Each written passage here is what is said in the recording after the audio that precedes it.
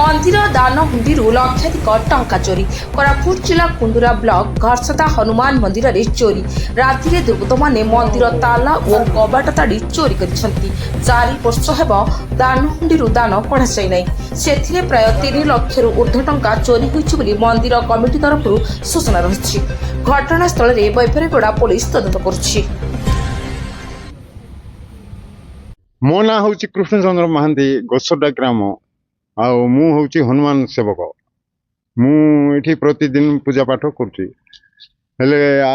काली आम 8टा बेलू कबाट 8टा 8:30 बेलू कबाट पत्र देकर चाबी देकर घर को पलि गलु सका 7टा बेलू आम खोलुचु सका 7टा बेलू खोलला आम खोलू 7टा बेलू मु आइला बेलू मोहर गेट्र तालाटा भांगी जाइए से ताला ना भितर को गला बेलू आमर हुंडीटा अच्छी हुंडीर पैसा पत्र भांगी कर सब जाक नहीं जाइए आमर गोटे 4 वर्ष खंड पैसा थिला गोटे 3 लाख टंका खंडे हम आज्ञा हाँ धरिकी से जेल कौन आज्ञा दंड का देवा पड़ो मंदिर जो भगवान जिनस से चोरियारी कर बहुत दंडित करने पड़ो।